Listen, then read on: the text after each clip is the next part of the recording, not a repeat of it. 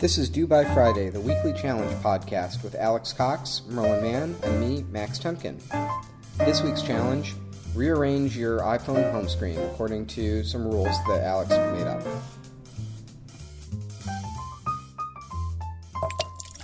Oh boy.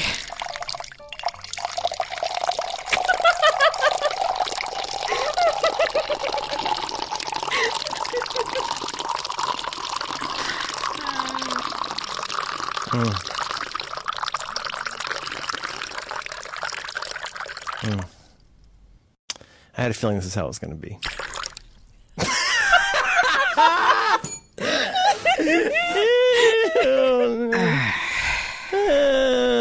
Oh, God. Don't kink shame him.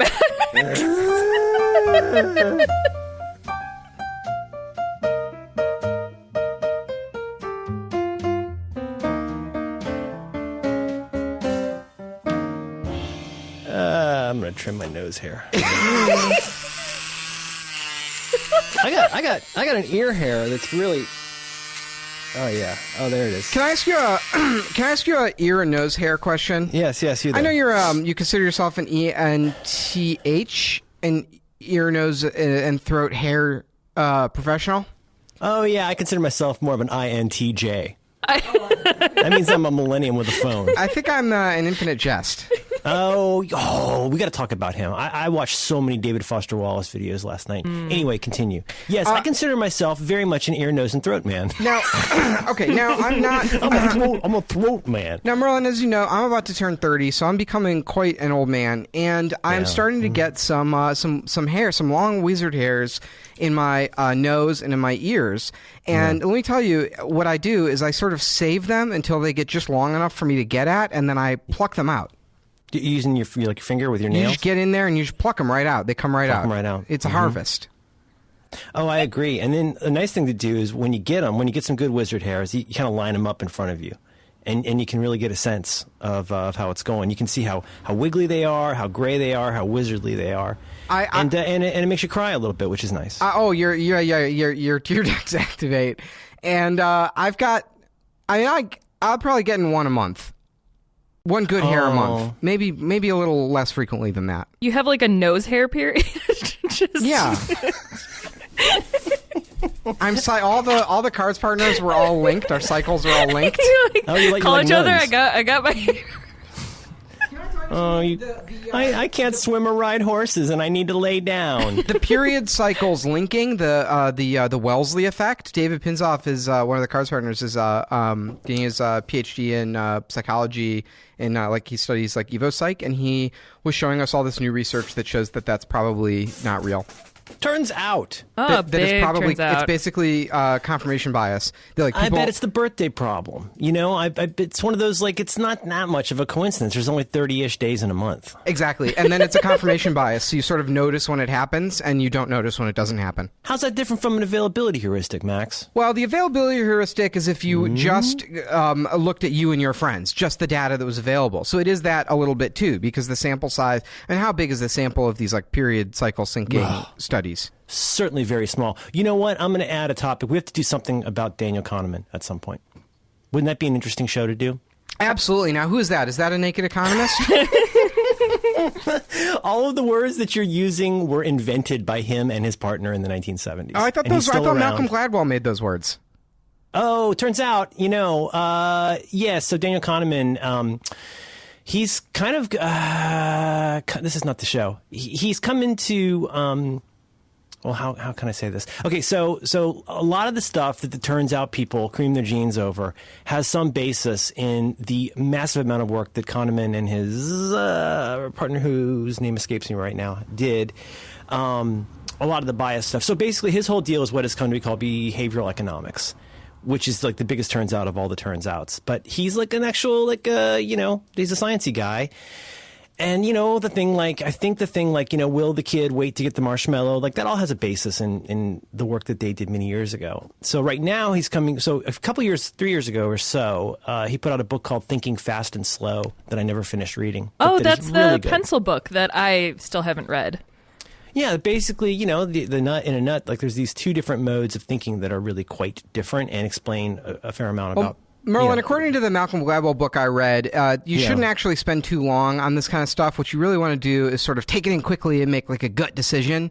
You want to make a flash decision. So could you just sort of summarize it from the back flap, and I'll decide whether I agree with it or not? Oh, yeah. Okay, sorry. There's two kinds of expertise. The kind that takes 10,000 hours and looking at a statue for a second. Sounds pretty good to me. I don't know.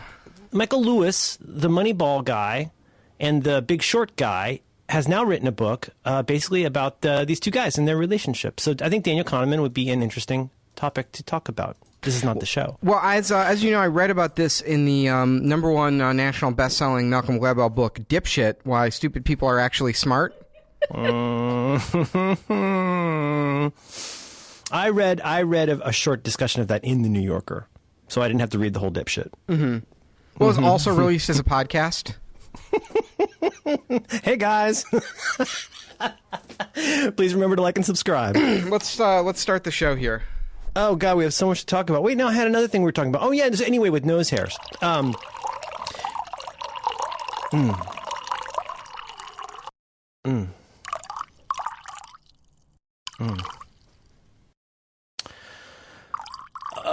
Incredible, tremendous, very, very successful. So what you might want to do is get yourself some really nice Japanese tweezers, which sounds like a euphemism. I don't want to brag. Okay. But I do own the number one highest rated tweezers on the wire cutter. Oh, you got the Sweet Home tweezers. The Sweet Home tweezers, yeah. So God damn it, Max! I'm trying to buy a motherfucking television, and it is so. Can I tell you? Just go get the one on the wire cutter, the biggest one that fits on your wall. What's wrong with that? Yeah, we don't really have walls, but it's really. And then you hire hard. a big burly man, and he comes in, and hoists it up on the wall. Breaks your optical cable. Well, you can't make an omelet without breaking a few optical cables. That's what they say. That's what Malcolm Gladwell says.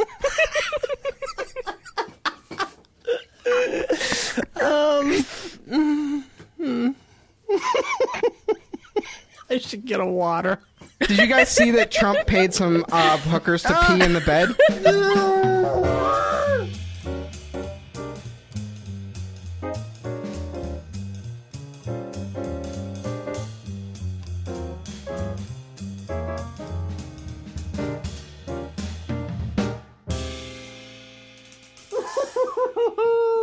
That's fake news. That's probably fake news. But I know that it's probably fake news. But let me have it. Let me have it. Can I? I want like 48 hours. Oh, there's so much I'm not saying. I was sitting there last night and like I almost tweeted it and I was like, no, don't let this be the hill you die on. But, listen, I know that it's probably fake, and it did not stop me from tweeting 500 piss jokes. I was born for this. Do you understand this? I know, but you think you've hit rock bottom. You think you're done. You think it's not getting any weirder, and then you're thinking like the thought going through my mind at 10:30 last night, 10:30 Pacific, is wow, it's probably not true, but like regardless of whether or not it's true, the man who is going to be the next president of the United States, you fucking know that he was up all night reading every tweet that everybody had. Everything that anyone had to say about the fact that he might have paid people to pee on each other. And that I just couldn't get that thought out of my mind, whether or not it's true, because he's obsessed with what people think of him. The news, it started as a trickle. But by the time that Trump went to sleep, it was a full-blown stream of hot, frothy news. You know that? You know when you wake up and you have that first news in the morning? Mm-hmm. Yeah. It really brought our office together last night as we were waiting for the farewell speech. It was like a collective Twitter effort to like search to make sure that all of the puns had indeed been made, just in case. And then there was an exercise in self-control and not, throwing up on our own keyboards. It was a good night. I think a best practice for this. I don't always follow this, but I've always believed this. You get one joke. If it's a meme, you get one joke. Give me your best joke and then shut the fuck up. It's not a writer's room. Like, I want to hear your best joke, and then I don't want to hear another one. Now, I know that's not how Twitter works, but that's how I work on Twitter. On a good day, and I had one really good joke yesterday, and I walked away. I muted it. By the way, mute this conversation has got to be the greatest invention in the history of the internet. Because you can go, and you can go drop a tinkle on the internet, and then you say, mute this conversation. And then go let them argue about it. But that's my feeling. You don't want to go on and on about it. I mean, but it is kind of funny to have the Republican candidate do this all caps toot and then just see every single response is a really, really stupid pun about peeing. And there was something gloriously American about that. And knowing he had to fucking sit there and go like, I'm not going to read this. And then go, oh, come on. That's not even funny. That's not even a joke. It was, so I was at the speech last night, Obama's farewell speech. Yes, it was very emotional, and oh yeah, I watched it. Yeah. A uniquely, I sincerely do not mean this as like a dig or anything, but it was like a uniquely poorly logistically orchestrated event.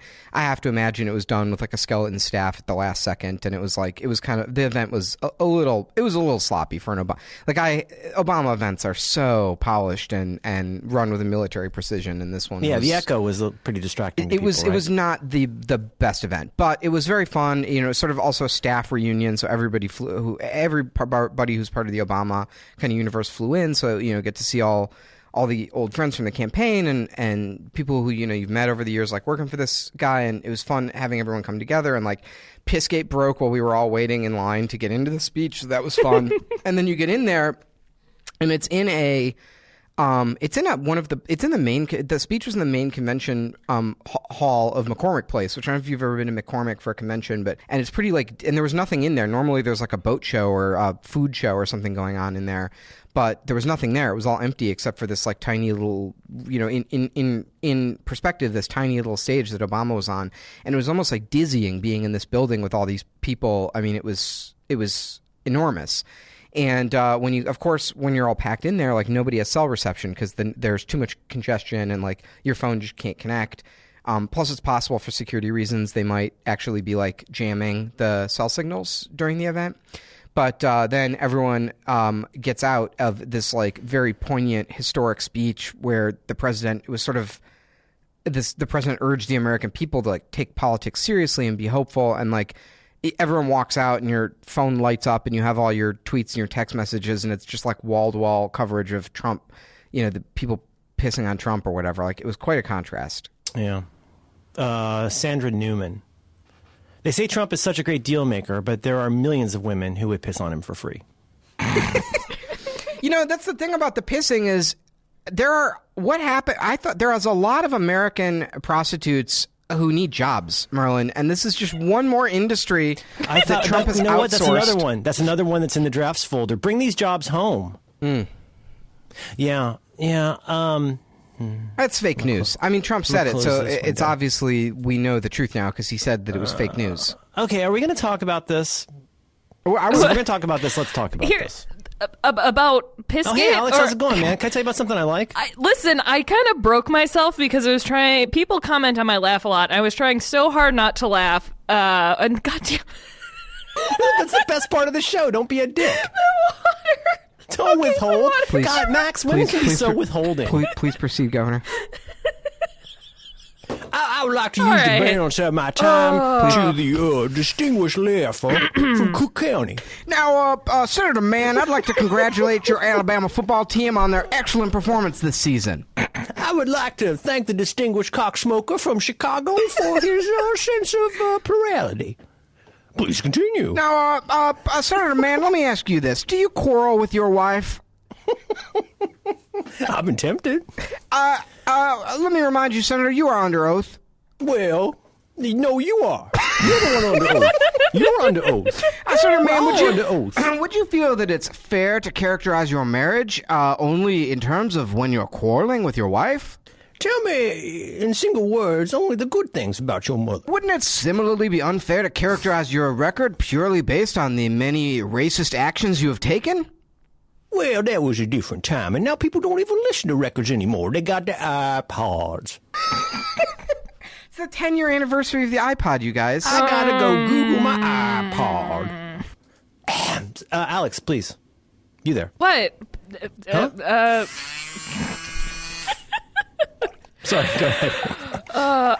You're trying not to laugh and pee. God.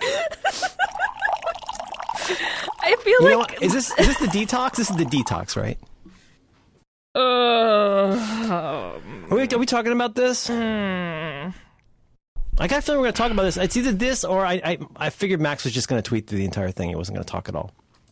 Is he tweeting well? I'm going to go look. I'm reading Twitter. Okay.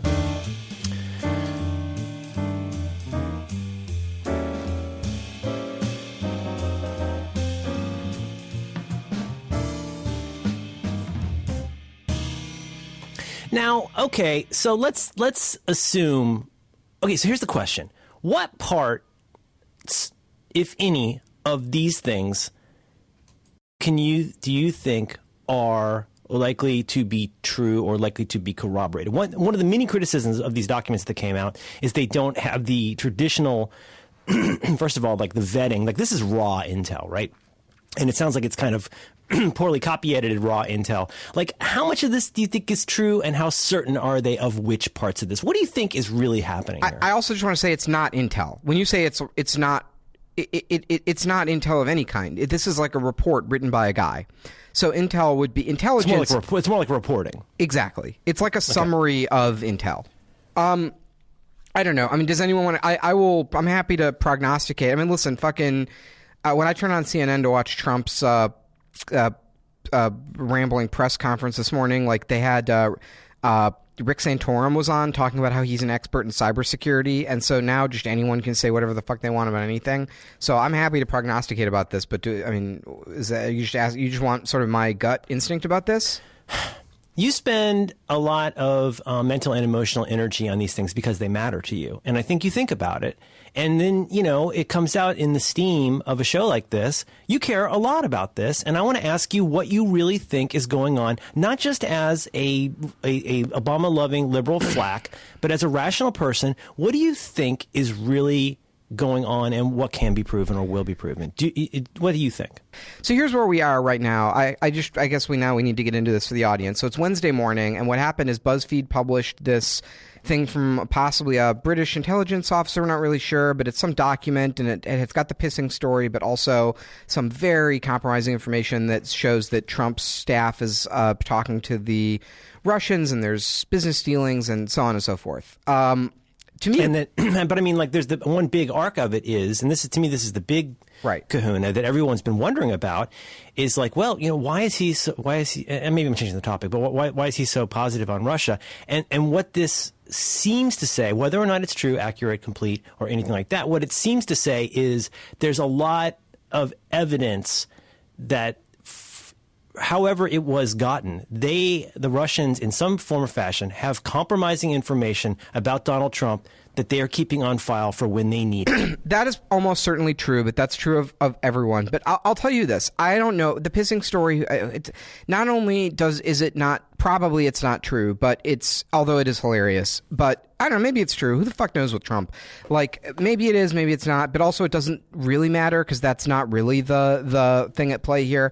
What I can say I am very confident about is that there is a relationship that sort of compromises the integrity of Trump's foreign policy decision-making with Russia.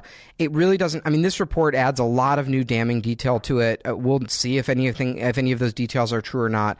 CNN's already corroborating, independently with fucking Carl Bernstein on the byline. They're corroborating a lot of this. So there is something there to some of these details, but just to zoom out and look at the big picture, like, we've known about this for a long time. I mean, if you want to get a very good perspective on the Trump and his inner circle and their relationship with Russia, I recommend an episode of Slate's Trump Cast, the excellent Trump podcast with Jacob Weisberg.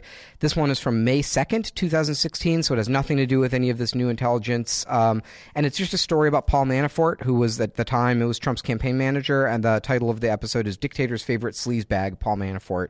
And it talks about how Paul Manafort has been working for Putin in elections in the Ukraine, and probably we know he has some debts to Russian oligarchs and possibly ties to organized crime. I mean, there's a lot of unsavory characters who are deeply sort of enmeshed in Russian economics and politics, who are in Trump's in Trump's inner circle.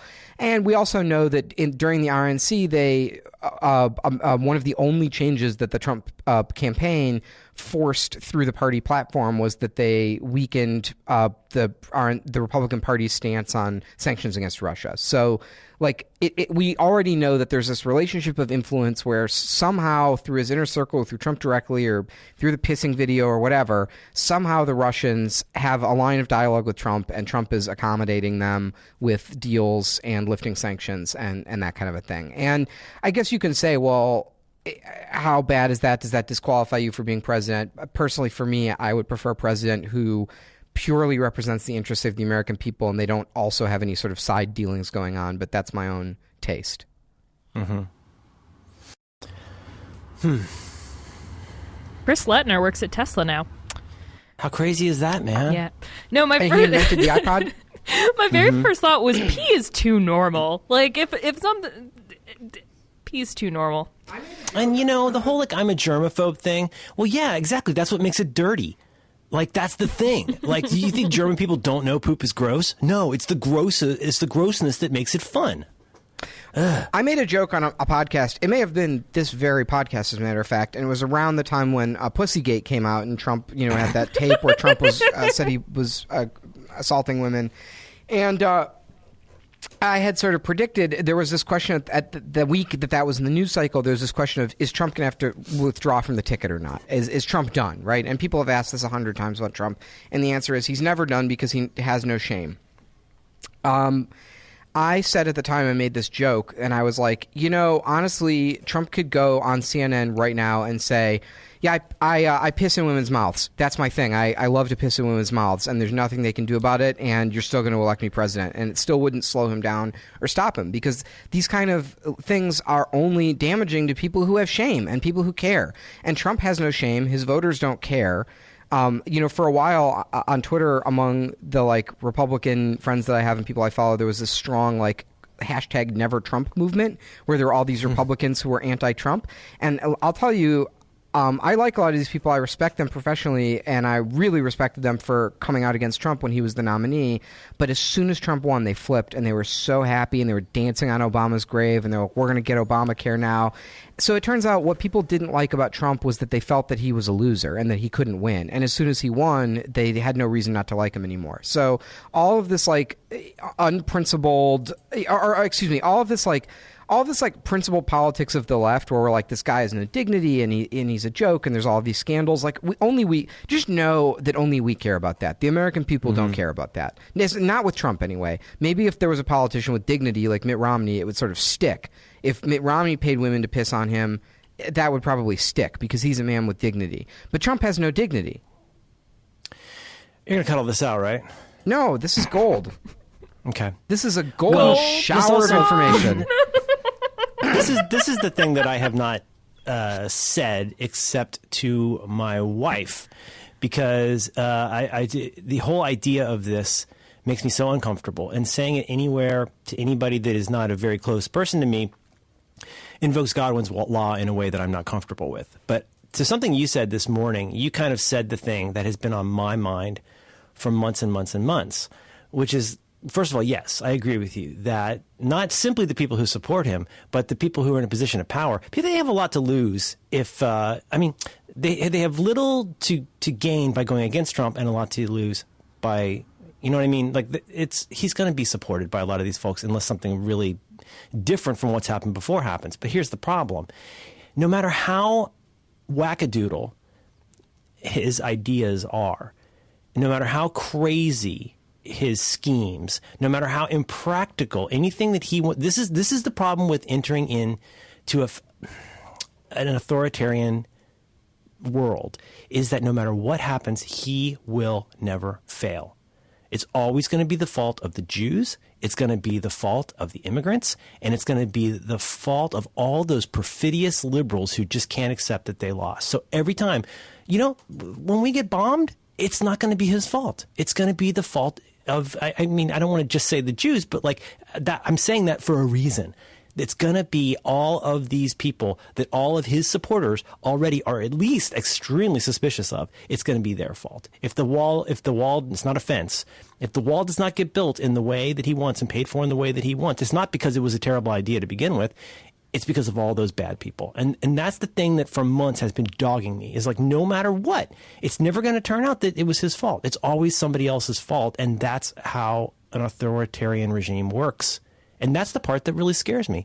If we win, if we get, back in the days, we got to get the faithless electors. No matter what happens, he's going to win, because that's how this works. And that's what scares the shit out of me. Listen, I'm in a pretty low place in terms of my own sort of feelings about politics and stuff. So I don't, had a lot of people ask me like, oh, like, what do we do or whatever? And it's not clear to me yet. I don't know. I myself have just been like reading a lot because I feel like at least it's something I can do. And probably like weirdly, the best thing that I read that helps me get some insight into it just helps me get my head around what's happening in a way where at least it's a framework where things make sense again, is this book that Sartre wrote in 1945 called The Anti-Semite and the Jew. And it's sort of this study of the German anti-Semites in Germany and Jews in Germany and their place and their sort of codependent relationship, because the anti-Semites, they hate the Jew and they want to exterminate the Jews, but they created the Jew. They need the Jew. The Jew is their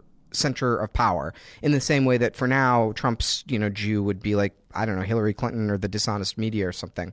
There's this great quote. Sartre says, I mentioned a while back some remarks by anti-Semites, all of them absurd. I hate Jews because they make servants insubordinate, because a Jewish furrier robbed me, etc.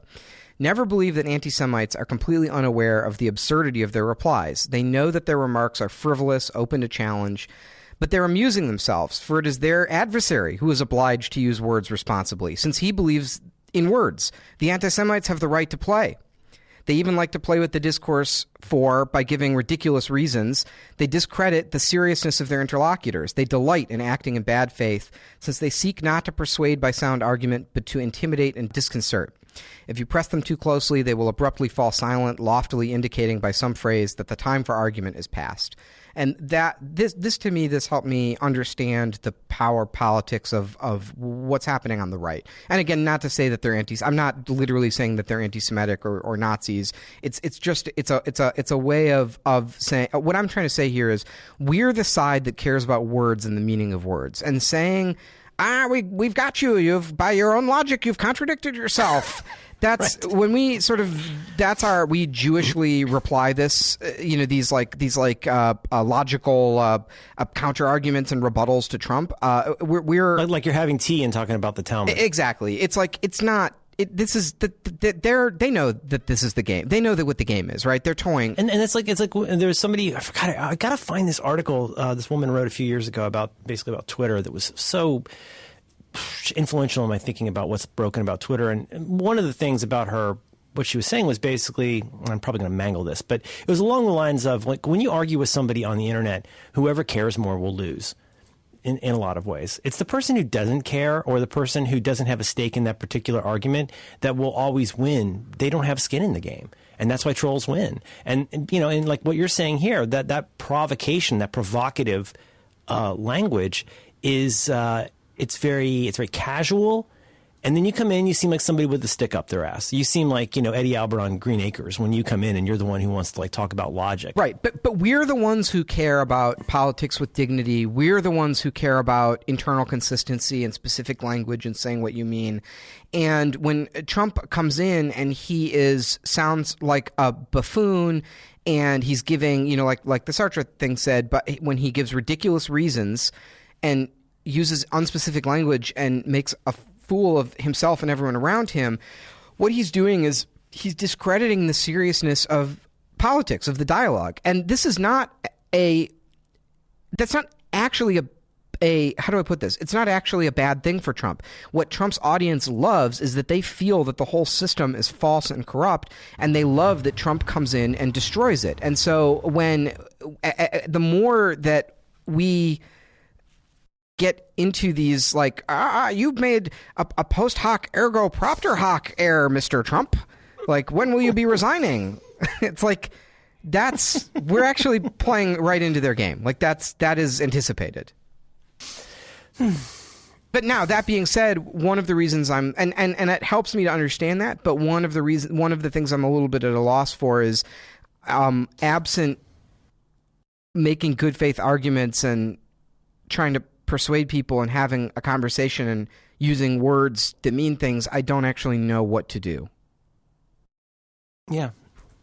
You feel like somebody walking out of the ghetto in Warsaw saying, "Hey, why are you taking my bag? You said I could keep a bag."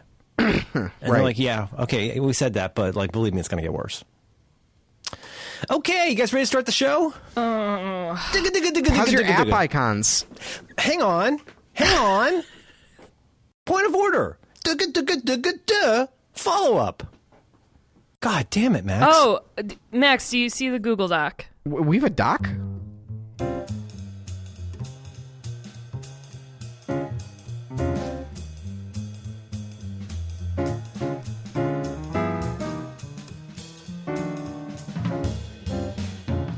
Merlin, you seem concerned about mentioning your sleep herbs. People know you're not a doctor. We can talk about your Alex sleep and herbs. I take a little sleep herb as well. Yes, that way you can really, really look at your hand. Okay, we can talk about that. Here's the thing. Just tell people what it is. Alex, I put that in brackets, in 10-point type, in gray. I know. Here's there's something that that's not going to make sense because Alex is cutting out the last half hour before this. It's not going in the show. We'll see. Nothing matters anymore, Merlin. Yeah. I used to be concerned about saying crazy things on politics and in podcasts, and let me tell you, nothing fucking matters anymore. It doesn't matter. It doesn't matter. It does not matter. It's all going in. None of it matters. Then by your logic, no one should have a suitcase. God. La la la la actually, technically, that is a classic no true Scotsman argument, and I have thus defeated you. You have been disarmed, my good sir. Line to the right. So my question is, I don't like giving advice that gets too near to health things, and I don't want to accidentally have somebody go, "Oh, formerly famous podcaster Merlin Mann says I should go eat this pill," and then they fucking die and shit. Like, I don't want to. I can't have that on me. I will tell people, because people seem to want to know, and maybe we can just close the thread. This is not mysterious. You can go Bro, let me tell you something. You're a real man. You got to have a lot of powders. You got to take a lot of risks. You got to push your body to the limits. Sleep is weakness. You need to get in there and do your own research. Your body, it's one big experiment, and I'm the scientist. Now, let's get in there with some powders. Your body's a boiler. I'm the fire. Let's raise that testosterone and take our sleep herbs. Let's be well rested so that we can express our true masculine identity. Is paying them? Is that? I'm sort of confused because if Trump was peeing on the women, that's more of an alpha male move. I don't think he was peeing on them. I think you got to remember his relationship with his father. You're going to cut all this out. In order to understand the peeing, it's helpful to understand the relationship with his father. He never got the approval of his father. Are we doing a bit? Is this real or is this a bit? No, this is being cut out. What, you don't watch Frontline? Let me clarify one thing about the peeing that maybe I think has gotten lost in a lot of the very good Twitter dialogue about the piss Twitter. But here's the thing is that, so the deal was Trump stayed in a fancy hotel, allegedly. Trump stayed in a fancy hotel, and he got put in the same room that President Obama had stayed in. He was sleeping. knew there's a bed in this room that the president and the first lady had slept in. The first black president who Trump has spent his entire political career slandering and discrediting. So he thinks, you know what? I'll get some pay-per-view and get a fucking Toblerone and just lay down and enjoy sleeping in the bed that the president had been in. And that's how the story ended. Well, and also, no, he had to defile the bed. And let me tell you, I've defiled some hotel beds. I mean, I've eaten a sandwich in there. I've eaten a meatball sub in a hotel bed. I've slept in hungover until noon. No hotel bed escapes me unscathed. But this is what Trump did. He really defiled it. Allegedly. Mm-hmm. So it's not. That's the thing is where I'm confused here is if he pissed on these women, I could see that being like the Trump base being like, oh, that's cool. He's like a cool alpha male, like I want to be. That's like, he's not one of those peacocks. They call that the gorilla mindset. Oh, is that right? Are you familiar with that? That's where when you go into a business meeting, you have to urinate on your opponents on their largest son to establish dominance. Oh, okay. You know what? I have heard of that. I remember that from Intro Psych. Yeah, they call that the gorilla mindset. The gorilla mindset. You come in and maybe pee on the oldest son. Exactly. Mazel tov. But here's the thing: is Trump just paid some women to pee on each other and he watched, and that's kind of a cuck move to me. Yeah, totally cuck. Yeah. So I don't know how this fits into the cuck alpha spectrum. And then at 10:40 last night, I found myself sitting there thinking, in all of this, you know what he's thinking? I wonder if there's a video. I wonder if I can get it, and I wonder how I look in it. You know, that's got to be going through his mind. If there is a video and you know he's in it, working Little Don with those tiny hands. I mean, you think about that. I mean, he's just wondering if he looks good in that video. Do you think he's wearing like a smock? Do you think he's got like a towel? Because I believe that he's a germaphobe. What's that? He's germophobic. I mean, he didn't sleep in that bed afterwards. No. See, I think that room, I think he had 2 rooms probably, allegedly. I bet he had the one for sleeping and the one for watching the ladies pee. Allegedly. Oh, I see. Because when you're that rich, Trump is a very wealthy man. Oh, you get a suite of rooms. You get rooms and rooms. He might have wanted a room on a different floor when he's done. Oh, okay. Man. You got to really think this through. Got to really look at the original research. So it's called Source Naturals Night Rest with Melatonin, and we can put a link to it in notes. Did you guys ever try this? Yeah, you could go right now to merlinmanherbs.com and use the offer code PISSGATE. Hamilton. You believe me, buddy, you're not going to be throwing away your shot.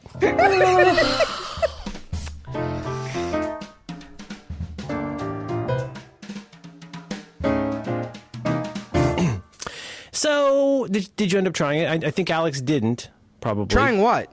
Oh, so you guys never... Okay, so I had suggested you guys could try these if you wanted to. I'm just curious if you had. I don't know where to buy these herbs. I don't think it's even legalized in Chicago. Oh, my God. People Can you ask. just get it online? We'll put it in show notes. Please, drink responsibly. Like, I don't want you to die. Can I tell you, if you take some powder that you hear about on a podcast, you're the dumbest person alive. You deserve to die.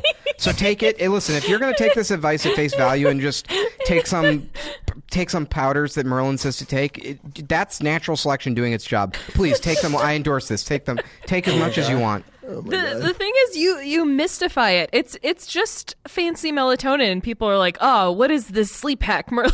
Just fancy melatonin. I'm like sorry. Someone who does not nap. It's got GABA.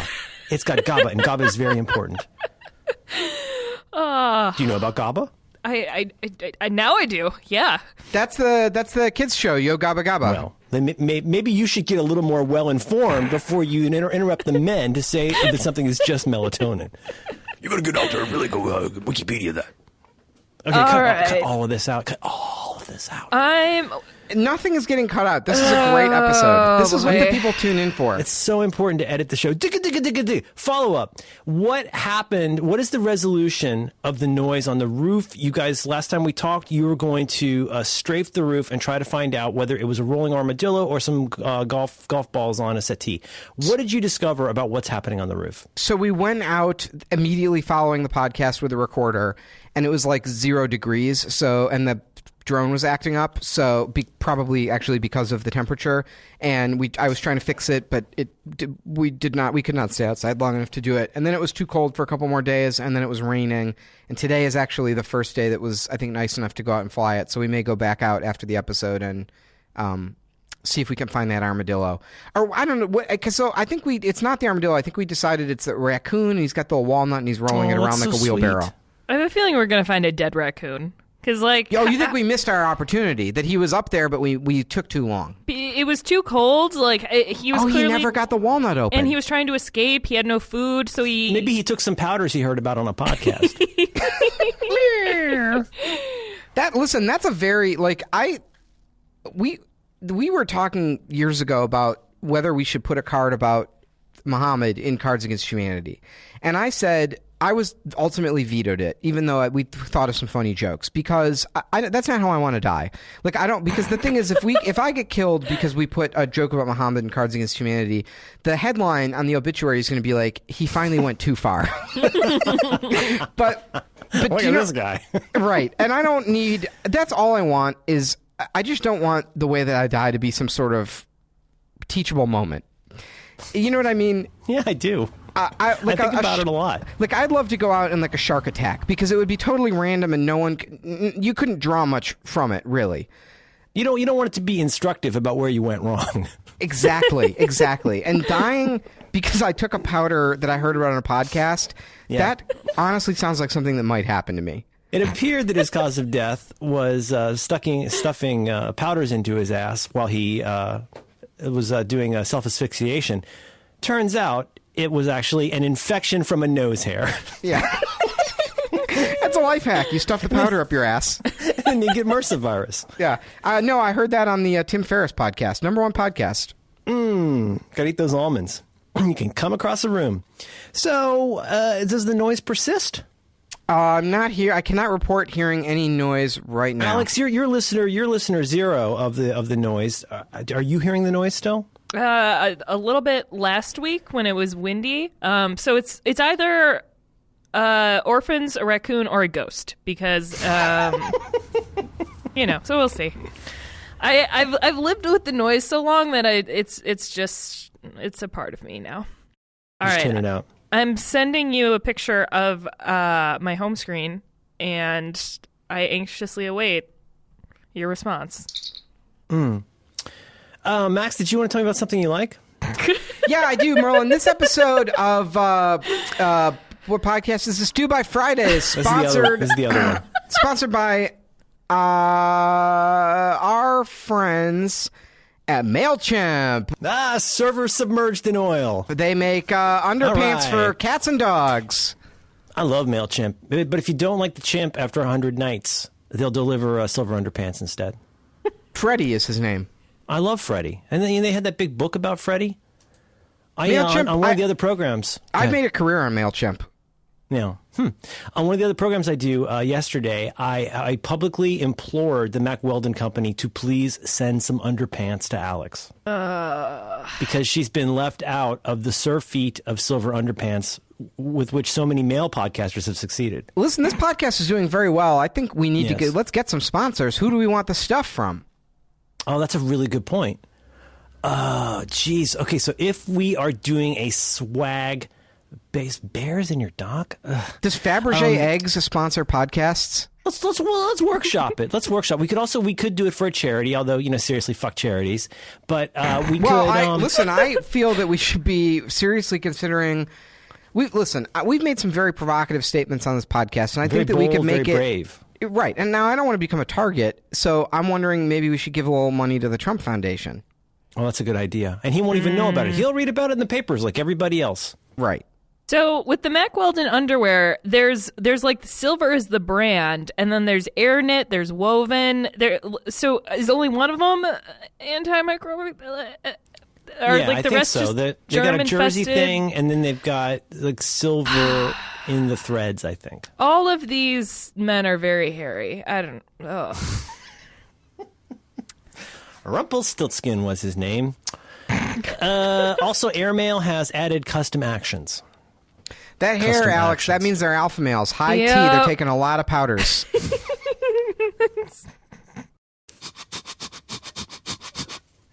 Got the douche right here. You take your powders, here's the deal. You take your powders, then you lift. You get a lot of energy at the gym. I should do that. I'll pack a bowl in my douche. Mm-hmm. Dude, you could totally make a bong out of this. People love their marijuana. Yeah. So anyway, I guess that's about it for this week. I want to thank our sponsors for this week: Alex Jones, Alex Ross, Alex Temkin. I want to thank really everybody who's been contributing, and it's been a great time. We'll see you next time. Well, and this podcast, let's not forget to thank the Tim Ferriss podcast, and we'll hear a clip from that now. Here's Tim.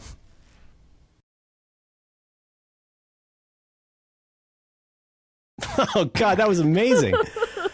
How does he do it? He's like a human guinea pig. You just can't be afraid to experiment on yourself.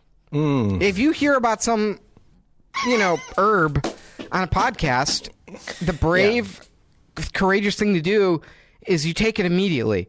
So kind of like a Johnny Knoxville type situation. Can I describe the thing that I got from ThinkGeek today? Yes. I got a Star Trek The Next Generation magnetic communicator badge that goes on your shirt with a magnet. I've seen that, yeah. And you tap it, and it's Bluetooth. Let's see what happens. I just charged it. Let's see what happens. Was that the thing? What the? Wow, does it play that every music? time, Max? It's playing music. Hang on. How do I Siri? Nah. How do I do Siri? Nice. Answer voice recognition. Is that from the show, that music? Voice indication. Chirp. See if it'll... It's just playing random music from my iPhone. All right, this needs some more work. Yeah. Well, in the future, they don't need money anymore. They've worked everything out. And, yeah. So anyway, Airmail has added custom actions. That should be good for you guys. Is there anything else you want to cover this week, or we're pretty much done, right? Just now watching Max fiddle with his what are they? Is that a badge? What are they called? Isn't it a communicator? The little things. Here we go. Here we go. All right. Here, I'm now going to demo the communicator badge. Call Trin. Call Trin.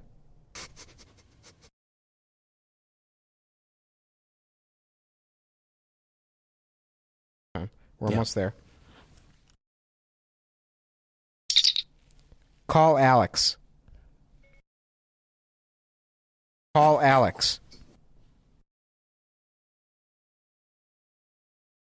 Oh, here's something. Not Alex Sobel. Call Alex Cox.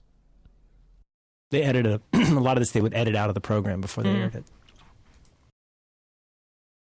Okay, one more time. Going very, very well. It's a good demo. Call Alex Cox. Call Alex Cox.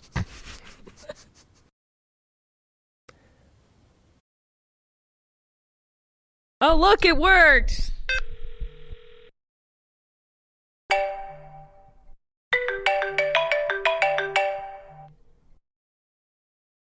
Hi, Max. Hey, how's it going? All right, that was fun. We're done with this. Wait, I had questions to talk to you about. That sounds horrible. Oh, that. So wait, do you talk into the badge? It's not clear to me. I'm holding them both up to my mouth. Just like on the TV show. This does seem like the kind of device that we would have right before civilization collapses. Merlin, people are okay. I need to know, what was your dream with Steve Jobs about? It's really hard to explain, but basically, I was living in a large verdant tube that was slightly too small to accommodate standing up, and it was very, very long. And all I knew was that Steve Jobs had died, but Steve Jobs was there, and I had to be in a play about Steve Jobs. I had almost no time to learn my parts, and I wasn't even sure who I was supposed to be. I was given a small pamphlet, much like a religious tract, that I did not have time to read, let alone to memorize, and this made me stressed out, partly because I was living in a verdant tube. And then at one point I started freaking out a little bit, and I realized that I had parked my car in the wrong place, even though I don't have a car. And I found out, Phil Schiller had told me, look, the way that you are parked in a very dangerous place. And then when I went out to find the car, it wasn't my car, but it was my car. And it had a very, very, very, very large parking ticket on it. And at this point, I'm freaking out. I don't have any pants. I'm out of the tube, and I'm waiting backstage to go into this play that I haven't even read yet. And Phil Schiller walks up, and he says, listen, don't worry about it. Michael Damian's here. We're giving the part to Michael Damian. And then I went out, and that was pretty much the end of the dream. Michael Damian was a soap opera star who had a hit in the 80s with a cover of the song Rock On. Wow, what a story. Yeah. I was just gripped from beginning to end. But he was dead, but he wasn't dead. Do you feel that maybe you were... Now, I'm not, a very religious person, but do you think that maybe you were visited by Steve Jobs' angel? Because that, that can happen to people. Right. No, I'm mulling it over. Well, I believe in dragons. So, what was he trying to communicate to you in this vision? well, that's the problem is he was dead, but he wasn't dead. So he was kind of there, but he wasn't there. He was not in the verdant tube. He was in a different part of the warehouse. Oh, this is all happening in a warehouse. Do you think he's doing an Andy Kaufman? I don't think so. I don't dream about like famous people very often. The main thing though was the tube. I did not like the tube. When I say verdant, it was like there was like grass growing around the ring, like Interstellar style. Like it was a big curvy grassy tube. And the parking, I mean, like when I say this is a I couldn't fit the parking ticket in the car if I wanted to. I parked in a very inconvenient place. So Airmail has added custom actions. Is this one going to go the way of Parks and Recreation episode, you think? No. I like Airmail. I'm getting a lot of use out of Airmail, and I think it's probably the best mail app for the iPhone right now. I'm going to come out and say that confidently. I think it's the best mail app for the iPhone right now. Oh, you want to tell us about something you like? I do. This episode, it's brought to you by, wait, did I do that? Yes. Did someone just make that sound? What did I do? Jimmy Wire. You make me laugh. Who is sponsoring this episode?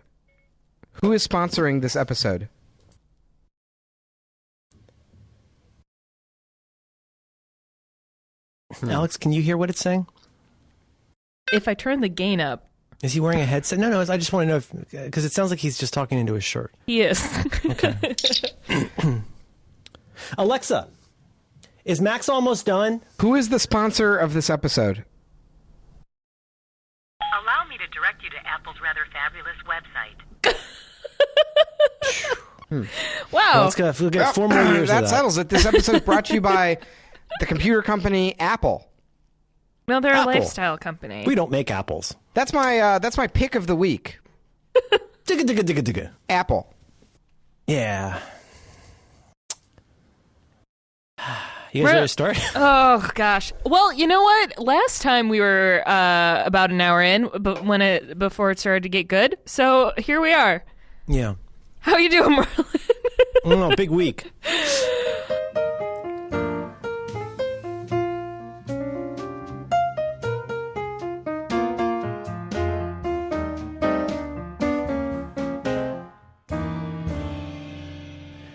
Yeah, we cut out of S4E2 of Sherlock just at the right time. Oh. I watched Sherlock, and it was a bunch of British people who I didn't like mumbling autistically at each other, and it's not for me, right? It's the guy who does Doctor Who. Of course you hate it. Okay, all right, of course. You like House, so like, do you ironically enjoy House MD, or He doesn't like beautiful things is the problem. that? House is a dumb but very well executed drama with like perfect episode structure, great acting, and Sherlock was just so like goofy, and they were showing people's like phones on the screen. And the characters talk too quietly. That's what subtitles on. Subtitles. It's like a real problem.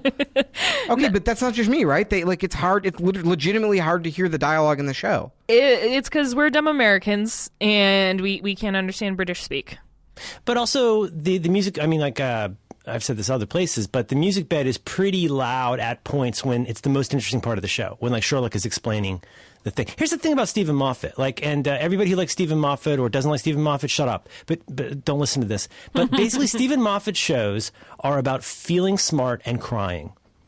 And if you feel pandered to about how you're supposed to feel smart about a Stephen Moffat show, or you don't want stuff that's overtly there to make you cry, you're not going to enjoy it. If you don't embrace that, a lot of Stephen Moffat is about feeling smart. I just made a huge. I have an insight. Here we go. This is why people listen to this podcast. Hang on, I just rubbed 2 brain cells together, and I thought of something smart to say.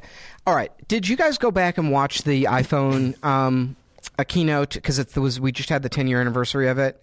Yes. Okay. Twice in 2 days. I've been thinking about it because it's a perfect. I mean, it really is one of the best speech. Forget Apple keynotes. It's like one of the best speeches ever. Like, I still get excited about the iPhone, and I own it. Right? It's just an amazing presentation.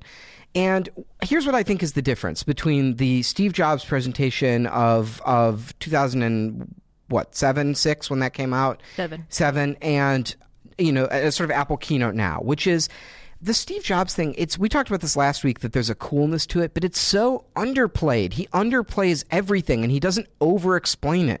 And you as the audience, you get to actually feel smart for understanding the importance of what he's saying. He leaves just a little bit there for you. And lets you connect all the dots so you understand why the product is so great. And he doesn't spend a lot of time telling you that it's great. He just sort of presents it in a very he presents a legitimately cool thing in an underplayed way and sets you up to understand why it's so good. And you just feel like a genius watching that, because you're like, yes, I'm on the same side as Steve Jobs, and this is brilliant, and I get it, and I'm one of the cool, smart people who gets it. That is what I do not like about the current Apple keynotes, and that's what I don't like about Sherlock and Doctor Who, is they're setting it up for you. It's just telling you that how great it is right there. I do not like that.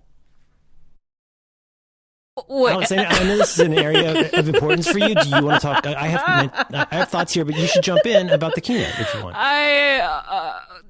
Okay. Or would you rather talk about Sherlock? It's the screen has over 1 million nits of brightness, and it's a great screen. You're really going to be able to see the pictures of bumblebees that you take. We're really excited to see what people are going to do with this. Honestly, we're legitimately we're quivering with excitement, because we sure as fuck haven't figured out what we're doing with it. And this one here. I do like how Steve is like a phone, an iPod, and an internet communicator. And when he says internet, well, but then when he says internet communicator, people are just like, whoa, like they don't get it. It's really, I mean, I don't know. His keynotes when they were at Macworld were amazing, because he was a rock star in that room, and it's easy to be the cool guy there. And I'm not downplaying how amazing the iPhone keynote is, because I've watched it 3 times in the past week. You have to understand how that at that time people carried 3 devices in their pockets. They had a phone, they had a Palm Pilot, and they had an iPod. So when he is saying, well, in my case, like a flip camera. Like I carried my flip camera almost everywhere. Yes, and that's right. The camera wasn't even a major part of that product. Like the camera, it was a long time before the photos weren't like potato quality on the iPhone.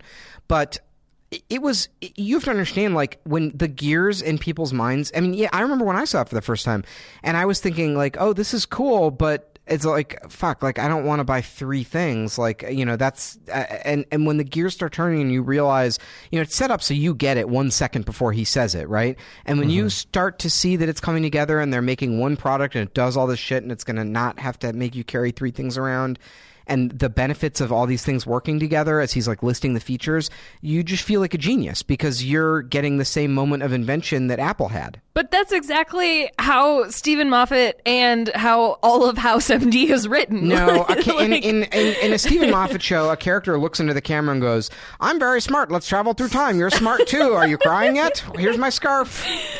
I have one old note, one new note. My old note is I've always really... One thing was with Steve's presentation, yeah, sure, he was kind of a cocky asshole, but you could also, in the really good ones for a really good product, and in this case, I think maybe more than ever, without being over the top about it, you could feel how happy he was and how proud he was of this thing and what it did, and how many times he just like runs his finger across the unlock and goes, "Isn't that cool?" And like I don't think he's saying that to like just to get a reaction. I think he's honestly going, "Isn't that cool?" His enthusiasm for that product is shot through everything that he's doing. The thing that I only got in the last couple of viewings that I probably should have earlier is I almost want to call this storytelling, but the masterful order in which he lays out each one of these new things that this does. If you think about it, like if you got the order of, here's the thing, there's so many new things in this. The idea of not having a keyboard, the idea of this being a touchscreen. Like as I said in text earlier today, when he first shows how scrolling works, well, he doesn't show scrolling. The first time you flip your finger to scroll, he doesn't do that for voicemail messages. He does that for music for iPod. But he's showing you how to flip. That's something you're already familiar with. But don't you see the contrast of you as the audience are seeing this and your mind is racing with possibilities as you're understanding this? It's literally the coolest shit ever, and he is standing there going, "Isn't that neat?" Like the contrast of that, where he's downplaying it and he's being cool and withholding, and you're sitting there going, "Holy shit, give me this thing!" And he's like, "Hey, isn't that neato?" And stuff that seems, I showed this to my daughter. I was telling you, I showed this to my daughter last night. And she's like, yeah, it's a phone. That's what phones do. And I had to go out and pull out an old Samsung and show it to her. It looked like something from the 50s. And she's like, well, she's 9. She's not going to get this. But that's the revolution. It's watching this thing 10 years ago. He's doing stuff nobody had seen all in one place before. I mean, anybody, you ever try and use a touchscreen? How about this? Did you ever have a Chumby? Did you ever try and use a Chumby? It's one of those little beanbag flash-based. This is a public space. Yeah, I'm not trying to give Russian intelligence any leverage over me, Merlin. It's not a bit. I mean, Chumby was an open source project to have a home device with a very tiny little capacitive screen. It looked like a little beanbag, and you could develop Flash apps.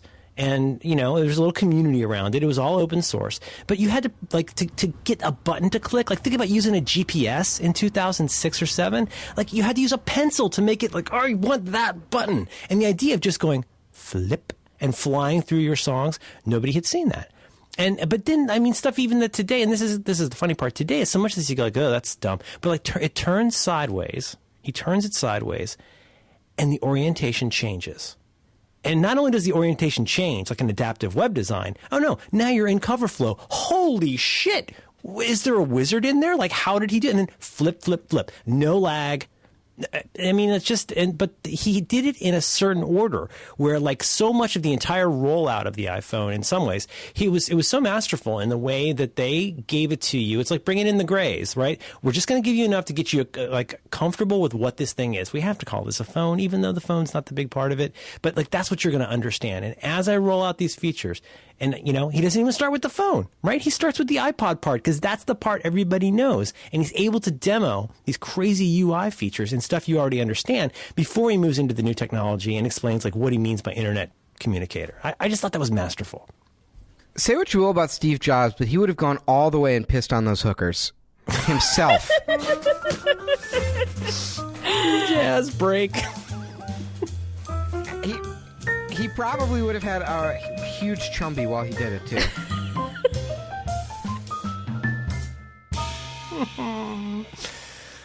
All right, Merlin. This is why we can't have nice things. Merlin. How's it going, Alex? I should probably go in a minute. How? All right, let's start this thing. Challenge. Alex, this week you had a challenge for us. All right. The challenge was really just because I want to see if Merlin can get all of his icons on one screen on his iPhone. And you've yet to share your home screen with me, Merlin. No, I haven't done that yet. No. Why? What did just happen? Why did that happen? What happened? Did you pinch yourself on the mic? What happened? My thing happened. My thing went off. Oh, wait, was that you? The little. Do you your voice activated? Is that what's happening? I really wish that this was a bit and I was the one doing it, but it's just. Alexa, who's the mother of dragons? Daenerys, Stormborn of the House Targaryen, the first of her name, the Unburnt, Queen of Marine, Queen of the Andals and the Rhoynar and the First Men, Khaleesi of the Great Grass Sea, Breaker of Chains, and Mother of Dragons. That's so cool. Well, it's been a big week. I think we covered a lot of good stuff. We learned that Steve Jobs probably would have peed on the hooker himself because he ain't no cuck. Isn't that cool? Boom. Well, I can report on doing my icons. I want to hear this. I'm like the kid who keeps sliding down the bench, hoping he'll never have to go to the principal's office. Maybe they won't notice me and the school will close. Let's see. I started by changing the weather app on my phone. So I went from dark sky to Weatherline. Then I realized that Weatherline has a I don't know what you call it, a widget in the pull down screen.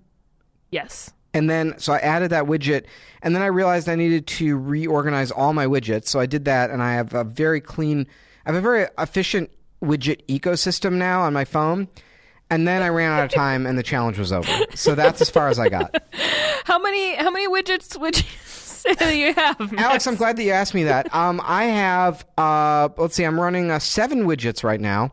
So I've got batteries on top, and the batteries, I don't know if you guys have noticed this, it tells you how much juice is left in your Siri balls. They're right in there. And then I've got Weatherline, that tells me the weather. I have the Fantastical widget, which is like, honestly, that I use that widget 20 times a day. It's a very good widget. The OmniFocus widget, just press record, deliveries, and I have, and here's my hot pick. Do you guys know about Thessa? I don't know if this is relevant to you, but No. I have a Nest learning thermostat in my house. Do you guys know that I didn't. thing? Do you have that? No. Oh, the Nest is just like an internet-connected thermostat. Oh, no, I know what a know Nest what it is, but what is Thessa?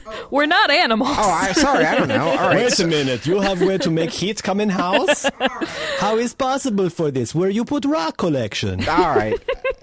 Calm down, everyone. I'm strong like bull. Thessa is a third-party like interface that can talk to your Nest, and you can control the temperature right in the widget. So if I want to change the temperature, I don't have to and it also puts it on your Apple Watch, but I don't have to find the app and open it up. I just pull right down, zoop, and there's the temperature, and I can be like plus or minus a few degrees. Nice. How do you spell this thing? I'm just getting... Thessa. Thessa. Sometimes I'm lying in bed, and I'm like, you know what? It's too cold. I require more heat. And the Nest itself is clear across the bedroom. So I have to get out of bed and take upwards of 20 steps. All right, so Merlin. That's what goes through my mind whenever I text my wife when we're in the same room. The other night, for my birthday, back in November, she got me this. I won't say the name of the company because they're kind of eating the booger, but it says you get like a delivery of grass-fed meats once a month. And did she get you a Theranos machine? Technically, Peter Thiel did. Hook this up to your body. Well, let me tell you about something I like. This podcast is brought to you by Theranos, the all-in-one testing solution. They take one drop of blood. Listen, it's supposed to be medically impossible, but these people have it figured out. And you should get a lot. Listen, if there's one thing I know, it's that you should get a lot of your medical and science news from podcasts. And I have a good feeling about this company, Theranos. Their CEO, she's the female Steve Jobs. She's been on a lot of magazine covers. Yep. Yeah, she wears black. And I think their main revenue model is laying people off. That's a model. 0 is a percentage. So the meat, you got a little warning that, hey, the meat's on the way. FedEx is sending your meat. And that was on the 3rd. Now, FedEx has had a lot of problems because of weather. And so I've been tracking it. And I've been watching this box of meat be passed around the Midwest for coming up on 10 days now. And finally, I wanted to contact these people and say, hey, what's up with the meat? I don't think I'm going to want this meat when it arrives. So now it's going to be my job to get rid of all this dead meat. But yeah, she was there on the couch, and I sent her a screenshot of FedEx and had remarks about it because I didn't want to actually talk about it. Are you saying that's bad? I don't know. I'm not even sure. Yeah, they just laid off 40% of their staff. Theranos. But they still find a way to sponsor podcasts. So God bless them. Thank you, Theranos, for supporting Due by Friday. Yes, and make sure you use the offer code Steve Jobs Full Piss on checkout when you order your Theranos machine. Steve's No Cuck, one word, Steve's No Cuck. Our thanks to Theranos. Isn't that cool? Boom. I just urinated on 2 ladies. Isn't that cool? Let me show you how slide to unlock works. No. Anyway, big week. Go ahead. All right, go ahead. So Merlin. The bench is empty. The principal has come out of the office. I am the only one sitting on the bench. And I urinated myself like a cuck.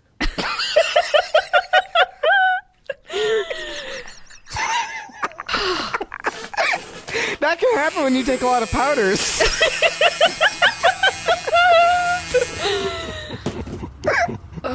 Classic misdirection. Anyway, what's the challenge for next week? I think it's Max's turn. Oh God, I need to buy some time here. Merlin, what'd you do with your phone? Sorry, what? Okay. I hate this challenge. I hate everything about this challenge. No, I love Alex. I hate the premise of this challenge. I hate what I'm required to do for this challenge. But more importantly, I hate the premise of this challenge. But that point of the show. Why is that? Why is that? You need to explain to the internet why this was. As you say, a whole nother episode about why I don't like the premise of this challenge. Because I feel like I don't like the need to generate care about things that I don't think need care, and I don't like getting beat up for being unwilling to generate that care. And it's why I, as my friend John Syracuse says, sometimes I return null, where it's like I wish it were okay for me to just not care how my phone looks. You know what I mean? And it's like, and now the thing is, even having this program, it's not about you, Alex. This is about those horrible people that are going to like have all these remarks about how I do or don't do things on an iPhone. And it's just like the ultimate personalization is doing fuck all title. And like, to me, like the buttons are there. I can find them. I don't think about any of this ever. Now you can respond to that, or I can tell you what I did. Well, that's the old way of doing things, Merlin, but here's the new way. Open Overcast. Was that you? Oh, Open boy. Overcast.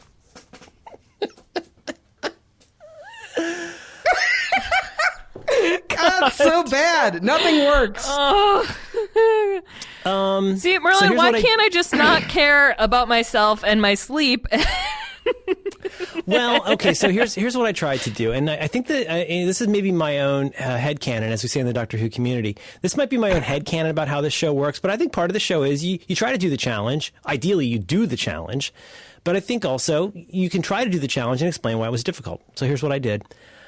And boy, this is a whole nother show. It's just, we've got to talk about Apple things at some point. Oh my God. So I am a inveterate backer-upper of my phone. I do iCloud nightly, and I try to make a point of backing up, doing iTunes encrypted backup. I want to say once a week, but more like every 10 to 14 days, because I just know that that's the only way to really back up your phone. So I do that a lot. So I was backing on my phone, I had it hooked up, and I thought, okay, I gotta do the challenge. And so I teleported back to something like 2009 and opened up iTunes. I think I sent you a screen grab of this. And I said, okay, step one, I gotta go in and just delete all of the shit I know I don't need. Right? You with me so far? Mm-hmm. Doesn't that make sense? Like, it's like the whole tidying thing. It's like the whole Marie Condominium thing. Like, first you gotta get rid of stuff before you buy boxes for the shit you got. And the thing is, the affordances for doing this in any kind of like so much shit on iOS, the affordances for doing stuff that almost everybody wants to do are virtually non-existent. So like for me, okay, how about this? You ever, this probably won't go for you guys. Have you ever opened up a really, really, really old app on your phone or iPad and it pops up with that message? Basically, this application may make your iPad run slowly. No. I've gotten that. Okay, so I don't know what I mean. I can intuit that is an app that has not been updated for some improvement in the technology, whether that's for battery life or for some kind of functionality. But that's a pretty good sign, wouldn't you say? The fact that app is so old that they have now added some bit of code that detects that it's shitty and throws up that dialog box or that interstitial, right? That makes sense. That's not something the developer put in there, probably. Let people know that my app sucks. It's the fact that it's a 4 or 5 year old app and it has not been updated to, deal with the modernness of a new iOS. So Apple's solution to that is to have that thing pop up. Like, why in the fuck can't I go to some kind of a smart folder that shows me every single app that would produce that message if I opened it? Doesn't that make sense? Doesn't that seem like really sensible? But you can't. You go through and you go onesie twosie. And you go through, and if you're in iTunes, you can see like by date added, you can see by size. You can't see by frequency. You can't see by last launched. You can't see by every conceivable way that you would want to remove the majority of over 400 apps from your phone. And now, welcome to the land of clicky draggy, where Steve Jobs is no cuck. Because now you're going to go into clicky draggy land, and 1Z, 2Z, 3Z, you're going to go in, oh, you got 2 copies of this app because one's really old and one's, which Instapaper do I delete? Don't ask me, I'm iTunes. So I sit there like a fucking animal, and I'm clicking 1Z, 2Z, clicky draggy, trying like a motherfucker to get rid of as many apps as I can. And by the time I was done, I still had, I want to say, 350 apps. Jesus Christ. Oh. Well, you see my problem. I need this for my work. I'm very what work though? Like yeah, I don't really have a job. No, honestly, because I have a few things on my phone. Like, so I go through this all the time. Like, just when I'm like stuck on a train without Wi-Fi or without signal or something, I periodically just open my phone and start clearing stuff away because, like, here we go. I'm opening it up right now, and here we go. I have the ArcLight Theaters app because, like, one time I needed to book tickets for a group to see the Star Wars movie at ArcLight. Stop it! Why is this happening to me? One time I needed to book tickets to see Star Wars at ArcLight, and I don't need that, so I'm going to delete it. And like, That's the thing is, like, if I need that app, it's in the cloud. I can get it. It's all in the cloud now. Okay, so you've got 10 or 15 pages of apps, and you've decided to get rid or to organize all of those apps. I know you guys don't get this problem because you're not a hoarder, but just for a minute, pretend that there are people in the world that have 15 pages of apps. Okay, so how do you start getting rid of it? How do you decide what to get rid of before you even organize? You're gonna need a lot of Kleenex, and then you're gonna go into the fetal position in the corner and say, "Way of the future, way of the future, way of the future." Because there's no equivalent of show in Finder. If you go and do a search and you go like, oh, I'm pretty sure this dumbass app, if I can remember the name and go find it, there's no show in Finder. You just go flipping through. Eventually, Alec Baldwin will come to the door, and then your butler will become very concerned about you, and he'll give you a sponge bath. Oh, nice. Oh, of course. The guy from, was it Eastern Airlines, or is that Alan Alda? Who am I thinking of? Alan Alda is the senator, right? Alec Baldwin is the airlines guy. Right. Remember, he comes outside the room and condescendingly talks to Leonardo DiCaprio when he's in the theater. Oh my God, it's so rough. So anyway, that's, setting aside for just a moment that like getting organized on my phone does not matter to me. To do this challenge, I was trying, and I don't mean to turn this around and just yell at Apple, but like, it's, I have to say I'm very tempted to, I don't want to say start over because I don't want to lose all my logins and stuff. One thing that Apple has gotten, knock on wood, Apple has gotten quite good at is if you, for the sake of argument, got a new phone, hypothetically, and you had an encrypted backup, you might go from out of the box to running in well under 2 hours, which is a revelation. Don't you think? I mean, isn't that kind of still amazing? If you've got an iCloud backup and the weather's right that day, you might be able to do it in like 3 or 4 hours. That part is amazing. I didn't want to have to reset up everything from nothing, and I got all this shit on there, and it's like iTunes is just like laughing at me. Laughing and pointing and laughing, and I'm the cuck. So I sent you a screenshot. I'm down to 376 apps. I'm just going to say, I think what happened here, Alex, did you get on, or you were already on one screen? This wasn't even a challenge for you. No. Well, I did have Alex, I think you cucked us. Yeah, well, you know me. Who's playing on whom? I don't know how your phone works. Like you keep saying these words. I got the iPhone when I was 41, and I got lots of apps because that's what I did. And over time, I've gotten rid of a bunch of them. Do you still have the app where you can tilt the phone and it drinks the beer? Oh yeah, and it gives you a mustache. Yeah, I use that all the time. I need that for my work. We're in the future. Nothing I do to explain this to you is going to make a whole lot of sense. No. It's more of like I literally don't know how the phone does not constantly crash. Do you understand how computers work, Alex? Well, the people at the Apple Store don't because they keep telling me to delete your apps to free up the memory. Oh God! Oh, it's good for the battery. Yeah. Right. Let me ask you this question: when you buy a new phone, do you restore from backup, or do you set it up as a new device? Me or Alex? Just general conversation for the whole table. I always. Am I allowed to participate? This is very. Let me tell you about something I like. I always restore from backup. Alex? Why? It depends. I usually, if it is a new number of a phone, like perhaps going from the 6 to the 7, then yes. But if it's like the 6 to the 6S, or I'm sorry, I got backwards. Yeah. Yeah. If it's a talk update, you'll do it. But for a full number, you start fresh. Right. I feel very strongly about this, and here's my opinion.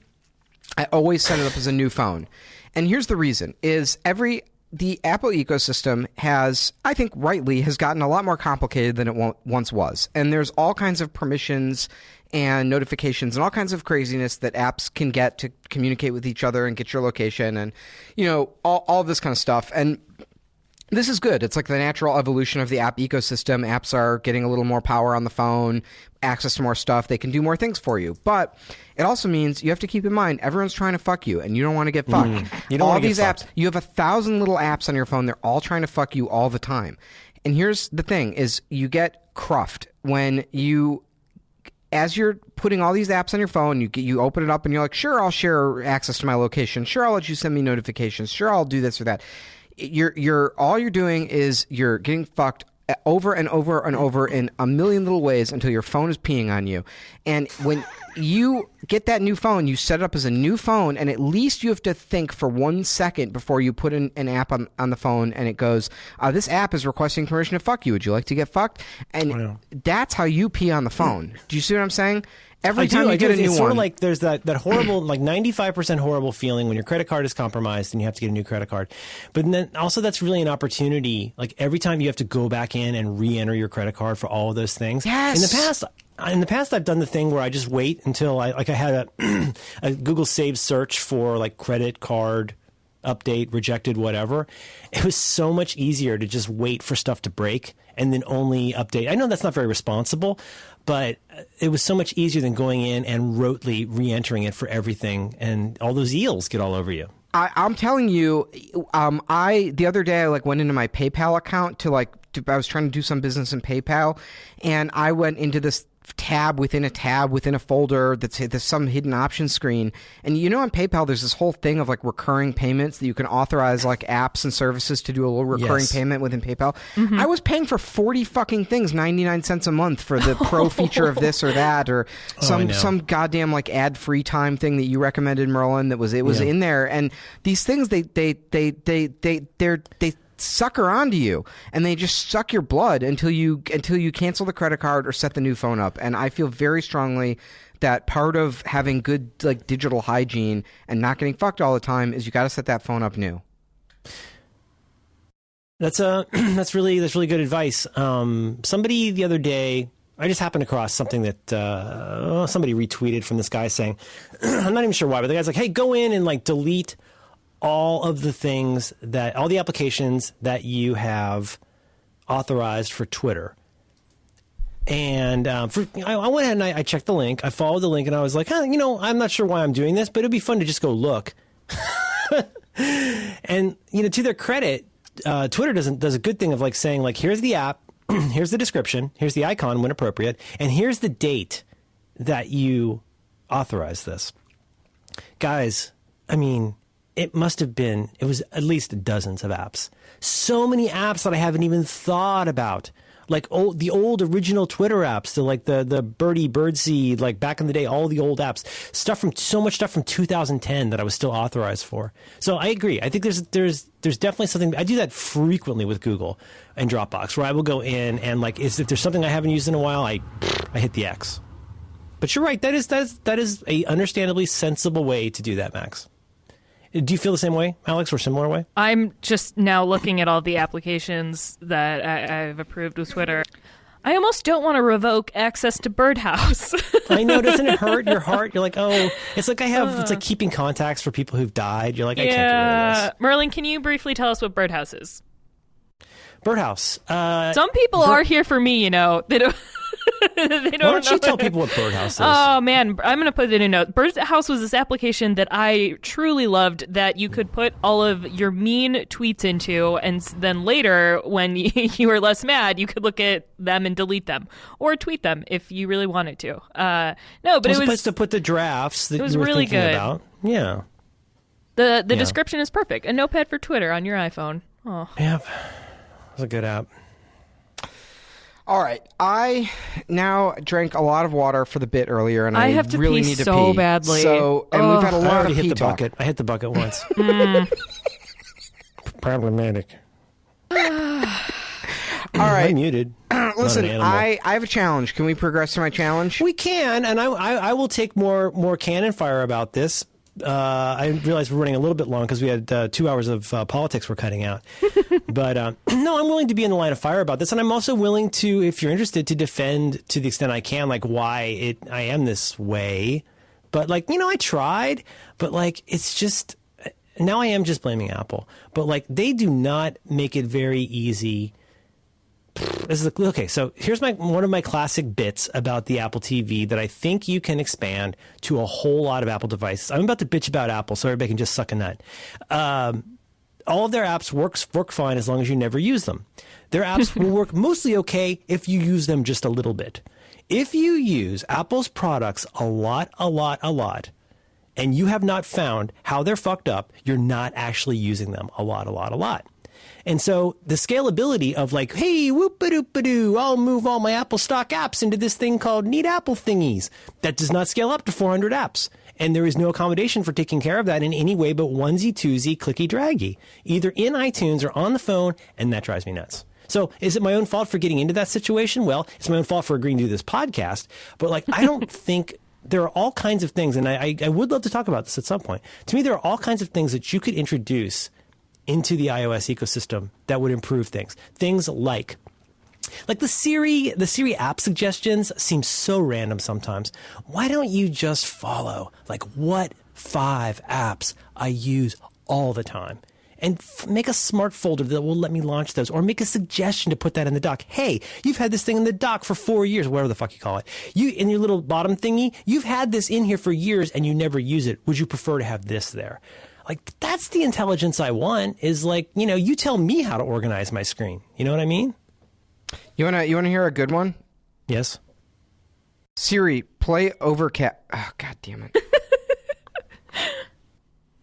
3, 2, 1. Siri, play Overcast.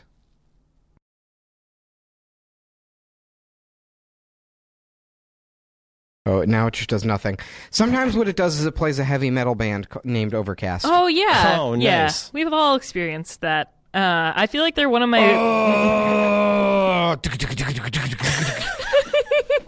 Have you tried asking for us on The Lady in a Tube? you don't want to people... No, I've not talked The response is kind of funny. What is that? You lost me. Is this your dream again?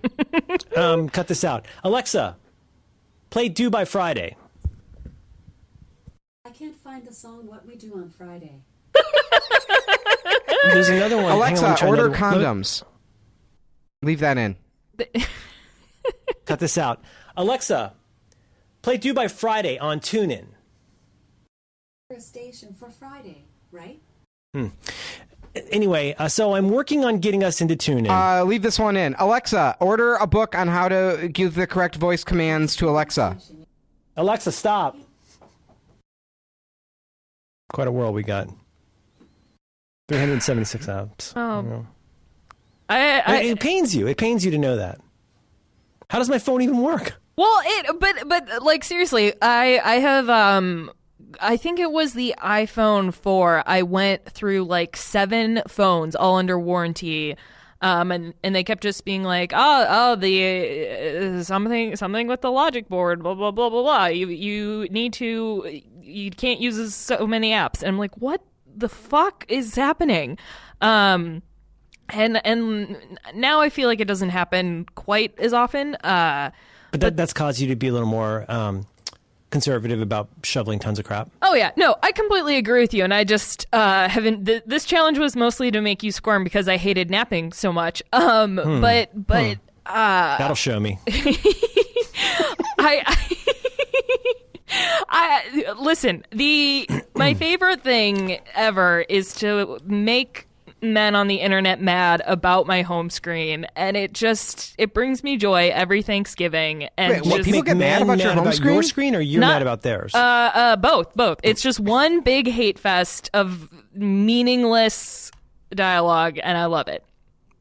That's all. It's fun, to care about things that are completely arbitrary and mean nothing. Well, it's a little bit of a milk for me. I mean, I realize you're being somewhat jokey about it, but like I feel like you are like the person in Blink, the book by Malcolm Gladwell. I feel like you are seeing things that I don't see. I don't want to say that I can't see, but I kind of feel like I can't see. Like you are seeing decisions, distinctions that I'm like, what made you make that noise about a home screen? It's just apps. Like, and I'm not criticizing, but that's the fascinating part to me is I think you do have, I don't know if it's an aesthetic, a sensibility, if it's taste, if it's functionality, but like, it feels like you're like the guy who can look at the statue and tell whether it's fake in the movie or in the book, Blink. You can do that. And I don't know how you do it. I think it's amazing. And I'm not sure what is it that you see when you look at a screen and go, whoa, that's all wrong. Well, that's the thing. Like, I can recognize that there's no wrong way to organize your home screen. But what do you think? Though? What do you see where you go? Like in this case, I don't understand why you have this giant blank space at the bottom. You have a reason for that. Because my thumb is not big enough to access all of the icons. Like, really, if I have the same number of icons as in the original iPhone up until the iPhone 4. So now, and now I have this new theory that the reason I just can't, like, everyone hears me bitch every 5 minutes about how hard it is to Oh, is that you doing this? Are you doing this? Why is it going? I don't know. We should go back and time it. I think it might be on some kind of an automated thing. And maybe it's a mindfulness app, Max. Have you thought of that? It's remembering you. Oh, be mindful.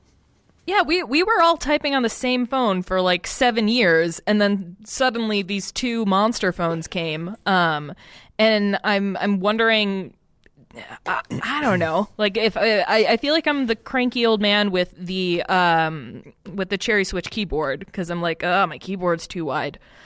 Right.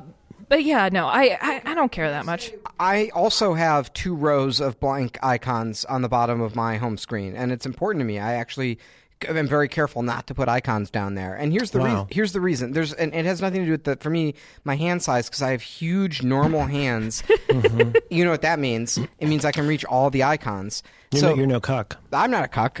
Not gonna get fucked. You're not a cuck to be fucked. I pee right on that phone. But here's the thing for me is when I open the phone, a lot of times I have a task that I'm quickly trying to accomplish. So an example of that would be I'm trying to write something in OmniFocus that I don't want to forget, or I'm trying to send a quick text to Veronica, or I'm trying to like start a podcast in Overcast while I'm cooking, and like, you know, I'm not trying to like have my phone out a lot. So I'm trying to like hit and run, like get this quick thing done. And when I open up my phone, I don't want 50 options. I want just the few that I need right there. So that's why I have this, like, my first screen, it's very sparse, and all I have are like the key things that I use every day on my phone in like a pinch. You know, things like the timer and text messages and the phone application. Because when I open my phone, I don't need to visually, you know, process 70 things and try and find the one that I want. Like I'm looking for very few options. I find that white space on the bottom of the phone and just the few small apps that I need, I find that really helpful to like quickly get in, get out. I genuinely think about what Donald Trump's phone. Like, don't you just wonder? I don't think I don't think he puts a lot of like. He's horrible at technology. It's kind of amazing that he like knows how to use Twitter as he does, but he like famously has people print his emails and stuff for him. So I honestly think he someone has like hands him a phone, right? Like, no, he has his own phone that he tweets on. Journalists have seen him do it. It's real. He tweets on his own Android phone. But I think he has like basically a stock Android phone.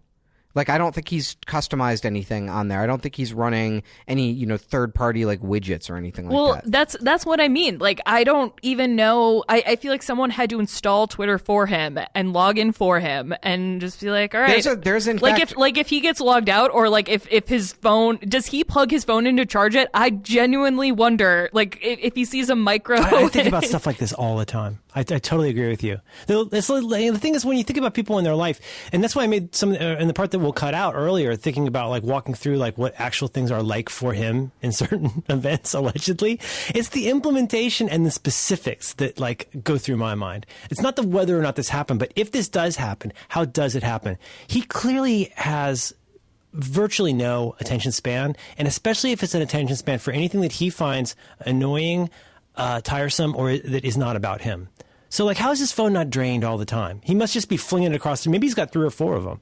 But, like, I agree with you. I totally agree with you. There was, what was the episode? It was not Trumpcast. Maybe it was some NPR or something that was talking about, like, how the, like, the server, Hillary Clinton's server is just the most boring thing ever. It's just an iMac in their basement. But then talking about how, like, she really wanted to keep her BlackBerry, and, like, there was, like, the whole drama. Like, it's crazy. Like, what happens when someone hands Trump a USB-C Android phone and he can't plug it in? It's just, I don't know why these thoughts just pop up, but they do.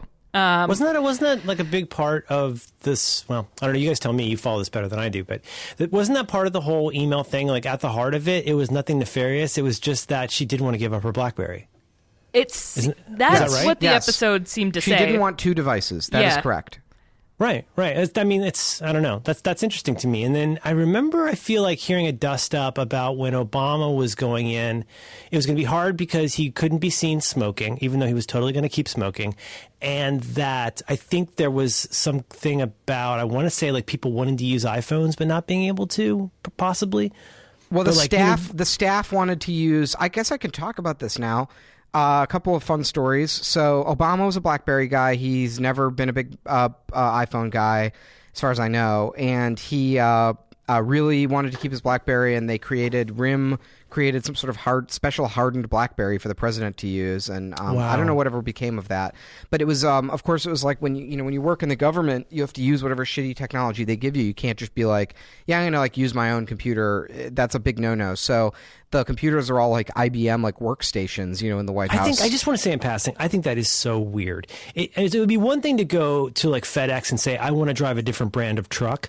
It's so strange to me, though, that you would tell somebody what kind of computer they have to use. That still feels so strange to me. There are reasons behind it, which I'll get to I mean, I can explain a little bit of this, but there are reasons behind it having to do with cybersecurity and requisition process and all of this kind of stuff. But it was a big issue. The staff, obviously, if you're a web designer and you're coming in, you have to make the White House website, and it's like you have to use, like, a PC, basically. Like, it's hard because the tools aren't as good. So people wanted to use Macs and iPhones, and it was accommodated. I think the staff can do that kind of stuff now. But famously, there's a thing called the Paperwork Reduction Act. So the Federal Paperwork Reduction Act says that before the government petitions the people to do anything, like ask them any sort of question or make them fill out any sort of form, they have to create an impact study analyzing the number of hours of lost productivity to the American workers caused by asking that question. So the idea is this is like a Republican, like, anti-big government measure where it's like, we don't want the IRS, like, adding a bunch of tax forms. We want to, like, analyze the impact of that before it happens to save people's time. You guys with me? Mm-hmm. Yeah. It's one of those that makes a lot of sense on the face of it, right? Correct. So when the White House took over, they decided they wanted to. When the Obama administration took over the White House, they decided they wanted a White House Twitter account, and it became a major legal issue whether they were allowed to tweet or not without doing a multi-month impact study on each tweet. Because did that constitute asking a question and asking for a response from the American people? And it was decided that they could tweet but not use a question mark. Because if they used a question mark, that constituted asking the American people a question, and that would have been like issuing them paperwork, and an impact study would have to be done. Now, talk about playing by 2 sets of rules. My God. Now, I'm telling you, like, this is the thing that only affects our side. We're the ones who care about procedure and following the rules. That's what I meant. Exactly. Yeah. Right. So, but it is, and that's not even our rule, right? That's like a Republican, like, rule that's, like, meant to hamper government functioning and make, small government or whatever. But anyway, all this stuff is just by way of saying, like, it's so fucked. Like, it's so hard for any government person, for Obama or whatever, to have the phone he wants. And God knows what's going to happen with the Trump White House. Like, it's just, and also, like, how small an issue that is in context, but it's sort of representative of, like, the bigger thing of, like, I keep saying this, but, like, so much of what we think of as, like, the lawful continuity of American democracy is just good people deciding to do the right thing. It's like no one would have, like, the military wouldn't have like staged a coup and like forced Obama out of office. He wouldn't have been impeached if he used the wrong phone. It's that experts around him said, you're putting the nation at risk by using this phone that could be hacked. So, please don't do it. And by convention, and because he has good judgment, Obama was like, okay, I'll do it for the good of the country. Wow. What about the smoking? And plus, he never pissed on anyone, probably. Yeah, total cock.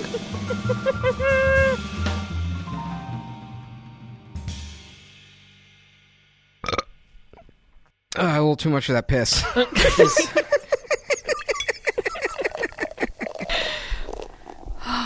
Oh, sorry.